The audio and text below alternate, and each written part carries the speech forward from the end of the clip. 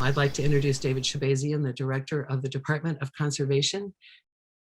So let me start by saying thank you for having me here. This is a really important topic that I agree continues to be, kind of pushed off to the side and not, elevated to the level that it needs to be. And so we certainly agree with that. And I'm lucky to have a division full of experts who get that as well. And I kind of jotted down a couple of things that you talked about. And as you know, we're not a regulatory department. Well, we are in one of our divisions, but this division is not regulatory, which I'll be honest with you is a bit of a mixed blessing for us because we're not stuck in that regulatory meat grinder, but we are at a point where, in the process where we can provide a lot of really good information. We do projects on the ground with, the available funding that we have. And we bring to the table a perspective on this being more holistic. And I want to talk a lot about that today because it is, a vision that we're standing up for the department that is different than what has been done before. And it's looking at each of our divisions as a component of a larger strategy for the Department of Conservation to stand up the natural and working lands initiatives that have been laid out by the governor. And that, as you all know, the department is nested inside of the Resources Agency. And that, agency also is standing up the executive order. And in fact, the responsibility for the strategy to roll out that executive order does fall into agency, but we're on that team. So I got pulled into actually writing part of this report, and my chief science and data advisor, Nate Roth, has been pulled in to do the technical work. And so we are a part of writing this strategy in a pretty significant way. And I think that that's also an opportunity for us to fold in, these ideas that you're putting on the table today and throughout your the series that you've been doing. And so I appreciate batting cleanup here to try to kind of tie it all back together. And I really, really appreciate, these perspectives of, why our approaches to forest health, forest management, and other things that we're doing in the upper watershed in California, why are they so siloed? We really can't take a siloed approach anymore. And if nothing else, simply for the nexus between forest health, wildfire, and water yield and quality should be enough for us to start thinking more holistically. But it goes beyond that. So part of what agency is doing is really expanding what they call nature-based solutions, which is another way to talk about natural and working lands. And for what we're doing at Department of Conservation, we're terming it in natural and working lands. And we're standing up a vision and pillars that I'm going to talk about that really kind of are the themes that define that vision. And I wanted just to kind of pause on the terms natural and working lands, because I think it's been highlighted, at least in the session that I sat through today, in that, the natural function of the landscape is incredibly important for us to then really harness the working aspects of the landscape. The two have to go together. And so, I do think that it's fair to say that in the past, we haven't really done that. We've been, I think, more focused on the working part of the landscape and really pulling out the resources that we need to support our communities, to support the economy, to stand up these industries that derive their business from harnessing these resources. And whether it's minerals or timber, for the forested areas, or water, and now hydropower and recreation, these are all businesses that depend on our forests working in a way that is starting to break down, as we know.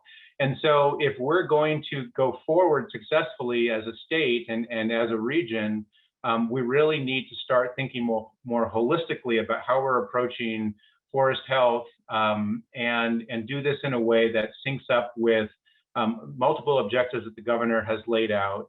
And I'm going to talk about the ones that really come home to the Department of Conservation, and hopefully we'll be able to kind of see how DMR is linked into all of those pillars as I kind of step through them. And I know my time is limited, so I'll try to be fairly quick, but let me just jump in with both feet here and talk about these 4 pillars. So the 4 pillars are hazards management, carbon management, watershed management, and sustainable economic development. And I hope just by the title of those pillars alone, you can start to make the connections that I'll talk about here between these pillars and related to what you've been talking about through this series of convenings. So hazards management should just, in and of itself, tell you that DMR is very clearly in the middle of dealing with the hazards that we have in California, both natural and man-made, and finding ways to minimize the impact of those hazards. Now, of course, that's really important just for the inherent function of the landscape and our, the health of our communities. But you also have to think about this from an economic perspective, and I'm going to weave in the sustainable economic development as I go through this, because I think it's been kind of a missing piece is what are the economic impacts or economic opportunities of our landscape. Clearly, hazards are on the impact side, so they cost us money in terms of, again, impact on our water supply and the quality of that, and whether we can actually even use that water or not.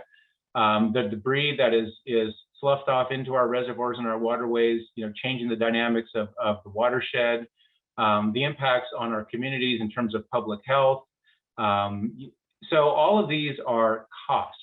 And if we're going to think about this, kind of from a business perspective, which frankly I think is important these days because it's something that everyone understands. We understand that economic viability, job creation are really important things for not only the state of California, but nationally. And so these resource issues need to be framed up this way. And I think that, tackling the hazards component of the vision from both, a practical perspective of just finding ways to remediate these hazards, but also that put it in the context of this is money saved, right? This is avoiding costs, or this is reducing costs. Is a really important part of us understanding a broader context for why it's good for us to manage the hazards that we have across our landscape. As you know, the Department of Conservation also deals with things like earthquakes and mudslides from those earthquakes, and we also deal with sediment and debris flows after fires happen. And so we have a team, the Watershed Emergency Response Team, or WERT, goes in and assesses hillsides after fires to see what is the risk of debris flows after those fires. And so when those debris flows contain all of these residues from mining and foul up those waterways and fill in those reservoirs, those are things that we can work on and bring to the table and find solutions for minimizing those debris flows. And what we're trying to trend toward, and this is kind of getting to, rising to the challenge, is doing those assessments before the fire so that we know going in, okay, so this is a hillside that if it burns, this is what you're going to have to deal with. And you can start working on measures to reduce those debris flows right away. So you don't have to wait for a fire. You can actually start working on them more immediately. And then dovetail that with the forest health projects that CAL FIRE and others are funding and working on, so that as you go in, and I really appreciate the kind of multiple benefit of doing forest health projects. When you go in, it's not just getting fuels out of the forest, but it's also stabilizing hillsides, knowing where the contamination is, avoiding that or remediating that as part of your project. So I am certainly on board and certainly appreciate that approach to the landscape. I'll go into the second pillar, which ties right in, and I know it's already been talked about, so I don't think I need to belabor this too much, but it's watershed management. So the nexus there is clear. And I know I'm preaching to the choir here, but it's one that I think we need to understand. How does this fit into the larger picture, more prominently? And so that is certainly something that we can work on as a department, using your report and even just what I heard today, and really try to find ways that we elevate the issues of contamination and the impacts of the legacy of mining on our landscape, and what does that mean for our watershed function and quality. And so that is, I don't think I need to belabor that much longer. I think that's pretty clear in a responsibility that AML has and DMR has and DOC. So I'm kind of going up the chain, and that this is actually something also that we need to talk about in agency as part of the governor's executive order on natural and working lands, and these solutions that we're trying to stand up to be more resilient in the face of climate change, and to find improved ways to really manage our landscape for multiple purposes. This watershed function is a huge one. If we're going to be successful as a state, we need to make sure that our water supply system is functioning well and is producing clean water that we can use for all the purposes that we are so accustomed to using our water supply for. So the next one is carbon management, and I was glad to hear Carrie talk a little bit about carbon management through biochar and other measures as well. Again, I'm probably preaching to the choir, but some of these mines, many of these mines have rock that can actually absorb carbon. And one of these days, and there's more and more work that I'm learning about understanding how to repurpose mines for carbon sequestration by absorbing carbon in that rock.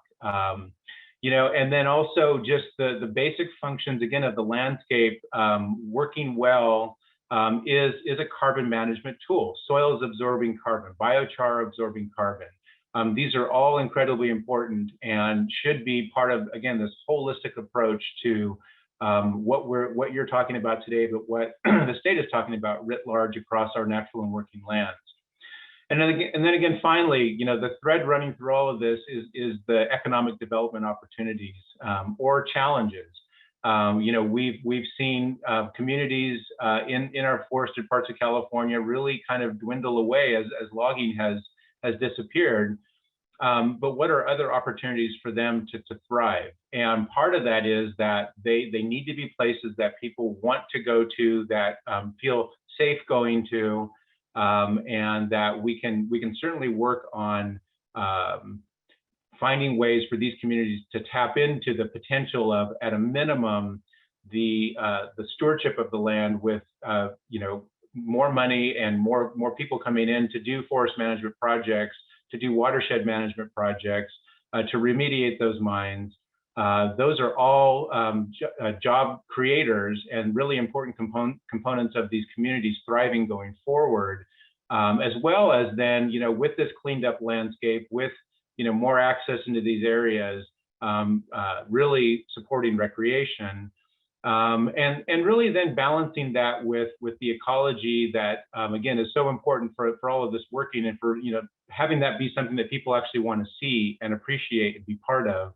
And so that kind of, that marriage between, just this management of the mechanics of the landscape, but having that move toward the ecology of the landscape is a really important component of these economies doing well.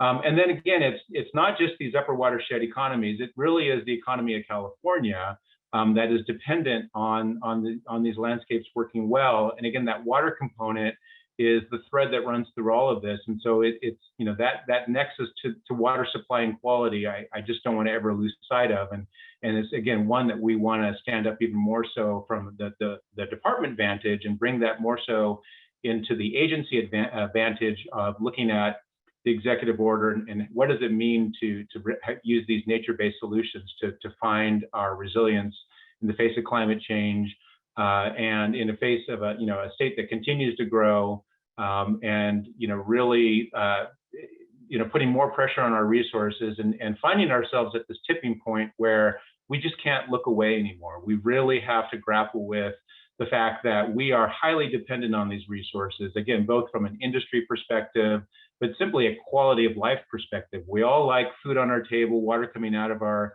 taps. We like going and recreating in the forests and elsewhere. We like power production coming out of our reservoirs. And these are all things that now are being challenged.